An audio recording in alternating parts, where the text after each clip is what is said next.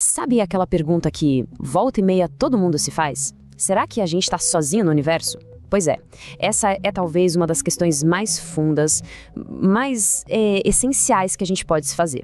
E hoje a gente vai mergulhar de cabeça na ciência que está na linha de frente dessa busca, a astrobiologia. Para a gente começar a entender essa história toda, a primeira coisa é ter uma noção da escala. É uma coisa gigantesca. Nosso sistema solar e tantos outros por aí nascem de um ciclo cósmico, tipo esse que a gente está vendo. Pensa em nuvens imensas, mas imensas mesmo, de gás e poeira. Elas começam a se juntar, a colapsar por causa da própria gravidade, sabe? Vão girando, esquentando, até que, bum, uma estrela nasce no meio. E o que sobra vira planeta. É basicamente uma fábrica de mundos, funcionando em escala galáctica. E quando a gente fala que essa fábrica é imensa, é porque é difícil até de imaginar. O limite do universo que a gente consegue enxergar está a mais ou menos 46,5 bilhões de anos-luz daqui. Esse número, ele nem cabe na nossa cabeça, né? Se a gente para pensar nisso, a Terra vira menos que um cisco no meio do nada. Olha, tem uma frase que resume isso de um jeito perfeito. Pensa em todas as praias do mundo. Todas elas. Agora tenta imaginar quantos grãos de areia existem em todas essas praias juntas. É impossível, né? Não dá pra contar. Pois é, o universo tem mais estrelas do que isso. E muitas dessas estrelas devem ter planetas girando ao redor. Só pela matemática, pela pura probabilidade, parece que a gente não deveria estar sozinho, né? Olha, se esse tipo de pergunta gigante mexe com a sua cabeça, se te deixa pensando, faz o seguinte, já se inscreve aqui no canal. Assim a gente continua essa conversa, porque toda semana a gente pega um desses temas bem complexos e tenta destrinchar e explicar de um jeito mais direto, que nem a gente está fazendo agora. Beleza, a gente já viu o tamanho do palco. Agora vamos dar um zoom e voltar para casa, para a Terra. Porque até onde a gente sabe, aqui é o único lugar com vida confirmada. Então a pergunta é: qual é a receita do bolo? O que tem de tão especial aqui que fez a vida acontecer? Então, os cientistas têm um consenso sobre pelo menos 3 ingredientes básicos. Pensa numa listinha de supermercado cósmico. Primeiro, precisa de um meio líquido. A água é o exemplo perfeito porque ela deixa as moléculas boiando, se encontrando, reagindo. Segundo ingrediente, uma fonte de energia, tipo a luz do nosso Sol, que dá o gás para as reações químicas acontecerem. E terceiro, a matéria-prima, os tijolinhos químicos, sabe? Carbono, hidrogênio, oxigênio. Só que, não adianta só ter os ingredientes na tigela. O verdadeiro pulo do gato, o grande mistério que tira o sono dos cientistas é a tal da química pré-biótica. Ou seja, como é que lá atrás, há uns 4 bilhões de anos, uma sopa de química simples, de coisa não viva, de repente deu origem a moléculas que conseguiam se copiar. Esse é o momento mágico, o salto do inerte pro vivo. E a partir daí, daquele primeiro replicador, a coisa engrenou, a evolução entrou em cena. Foi uma jornada de 4 bilhões de anos. De cópias, erros nas cópias, adaptação, que resultou em tudo que a gente vê hoje. Desde uma bactéria minúscula até uma baleia azul gigantesca. Tudo veio daquele primeiro passo. Certo. Então agora a gente já tem a nossa receita, a gente olhou para o nosso próprio planeta e entendeu o básico do que procurar. Agora sim a gente pode voltar a olhar para cima, para as estrelas. Com essa lista de compras na mão, por onde a gente começa a procurar vizinhos cósmicos? A palavra-chave aqui é bioassinatura. É um nome chique para qualquer pista que a vida deixa para trás. Pode ser qualquer coisa, de verdade. Um gás esquisito na atmosfera de um planeta que não devia estar lá, um fóssil de um micróbio numa pedra em Marte, ou, no cenário mais otimista, um sinal de rádio que alguém mandou de propósito.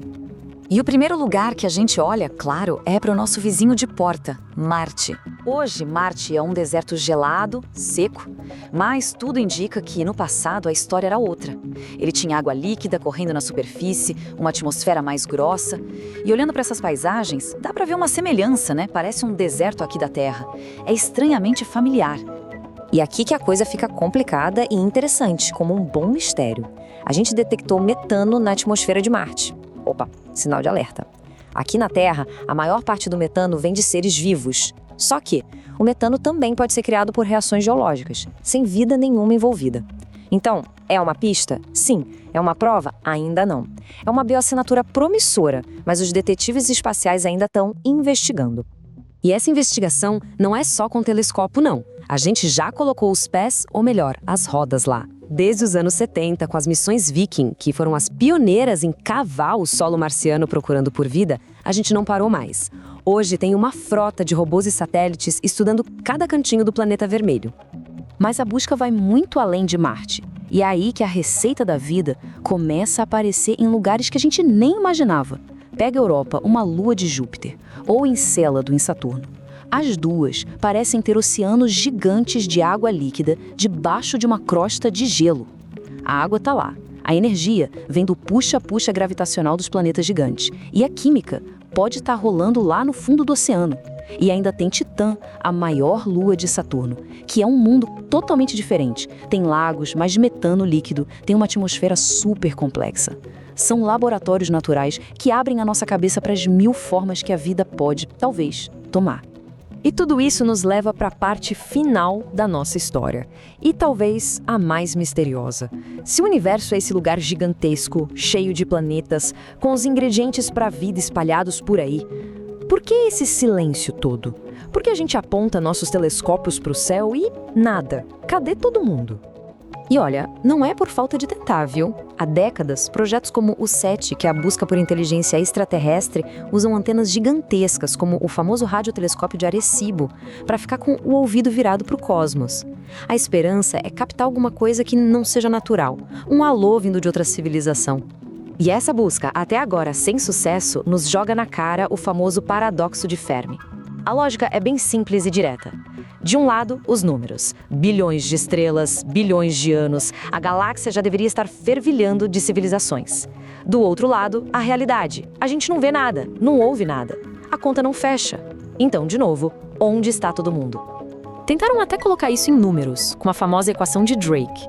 Mas a verdade é que ela não foi feita para dar uma resposta exata. O próprio criador dela diz que ela serve para a gente organizar a nossa ignorância. É um jeito de listar as perguntas que a gente precisa responder. Tipo, de todas as estrelas, quantas têm planetas? Desses planetas, em quantos a vida começa? E a pergunta talvez mais difícil.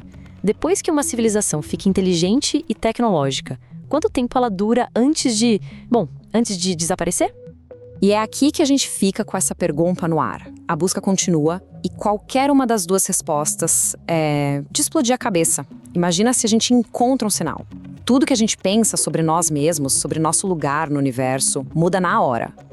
Mas e se a gente confirmar com certeza que o silêncio é tudo que existe, que estamos sozinhos? Talvez essa resposta seja ainda mais pesada, porque significaria que o futuro de toda a vida, de toda a consciência no universo, tá nas nossas mãos. Ufa, é muita coisa para pensar, né?